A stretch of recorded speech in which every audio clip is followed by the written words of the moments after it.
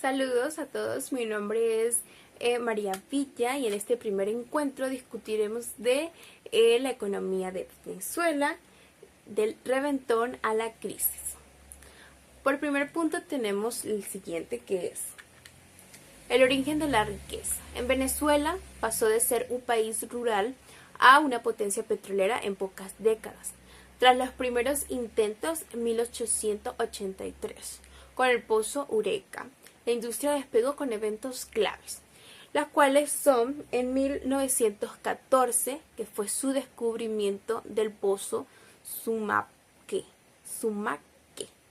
en 1922, que fue el reventón de los Barrosos, cabinas que atrajo capital y tecnología extranjera. Y en 1928 el petróleo sustituyó el café y el cacao, consolidándose como el principal producto de exportación del país. También tenemos lo que es el camino hacia la soberanía.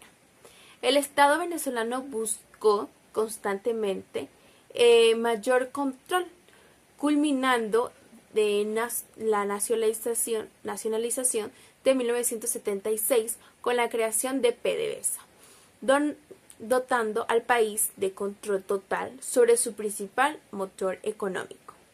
Para ello desglosamos unas preguntas claves de la actividad, en la cual la primera pregunta es: ¿es posible el rescate de la empresa petrolera en Venezuela? El rescate como tal a esta industria petrolera es técnicamente posible, dada a la cual tenemos el de reserva de crudo en el país. Pero lo que es complejo como tal es el colapso de esta infraestructura y la falta de inversión. Por ello se desglosan unos puntos muy importantes respecto a la respuesta de esta pregunta, en la cual tenemos que la capacidad destruida. Esto es que a pesar de la capacidad demostrada históricamente en 1943, que fue la nacionalización en la ley, y su nacionalización fue en 1976, la producción actual está muy por debajo de su potencial. También tenemos lo que es la necesidad de inversión. El rescate requiere de miles de millones de dólares, requiere de mucho capital, tecnología para poder recuperar estas infraestructuras críticas, ya sea en tuberías, en yacimientos, entre otras cosas. Y por ende también tenemos los costos de la ineficiencia. Esto es el colapso del sector, que es un síntoma de la mala gestión, ineficiencia y corrupción prolongada en la petrolera estatal, que destruyó su capacidad productiva y técnica incluso antes de sanciones mucho más fuertes. Continuamos con la segunda pregunta, que ¿es pertinente explorar otras vías de ingreso? Y la respuesta como tal principal sería sí, es fundamental y urgente explorar otras vías. Por estas mismas razones, tenemos lo que es el riesgo histórico. Nuestra dependencia al petróleo ha sido nuestro principal punto de vulnerabilidad del país. Desde 1928, exponiendo las finanzas públicas y a la volatilidad de los precios internacionales. Tenemos el que es el mandato histórico. Esa filosofía de sembrar el petróleo, que fue muy popularizada por Arturo Uslar Pietri, era un llamado a invertir las riquezas transitorias del crudo en sectores productivos como agricultura, educación e industria para precisamente evitar estas crisis económicas. Y también lo que es el imperativo global, la tendencia mundial hacia la transición energética y toda la descarbonización hace que la diversificación no sea solo una opción, sino una necesidad para garantizar la supervivencia económica sostenible a largo plazo. Para ello continuamos con la siguiente pregunta, en la cual es: ¿cómo afecta la economía, la política, cómo afecta la economía y la política de aranceles de Trump?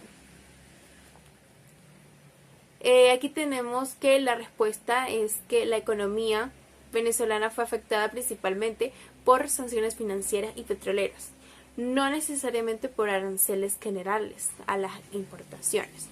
Entonces, aquí tenemos que el verdadero impacto. El mayor daño se produjo por las sanciones directamente de Estados Unidos a partir del 2017 al 2019, que prohibieron a entidades estadounidenses negociar con PDVSA. Tenemos también lo que es el mecanismo de afectación.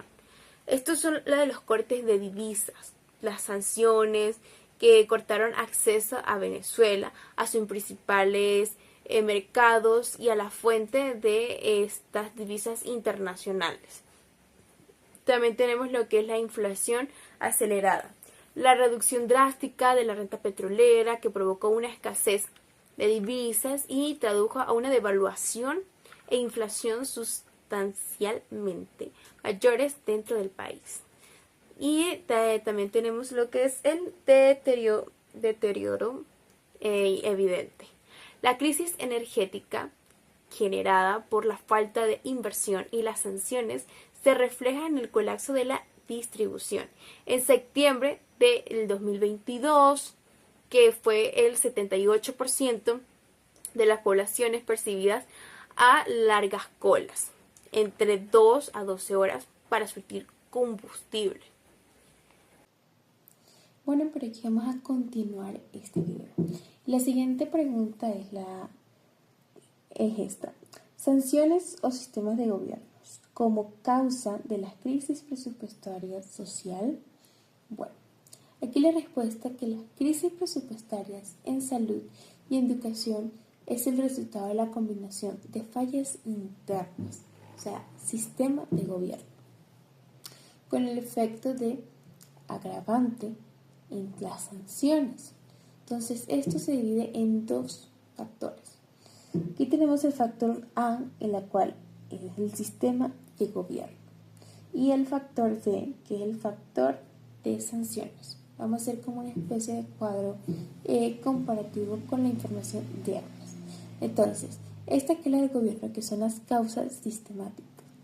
El colapso comenzó por la mala gestión y la ineficiencia que destruyeron el valor de la moneda y la capacidad del Estado para financiar servicios. Entonces tenemos lo que es la destrucción del poder adquisitivo. Esto que la hiperinflación, que fue por allá en 122.96% más o menos de internual a septiembre, en la cual quitó el presupuesto de social. También tenemos lo que es la inviabilidad de salario. Entonces, esto fue como un salario que fue aproximadamente de $17 más o menos, calculando como en septiembre del 2022.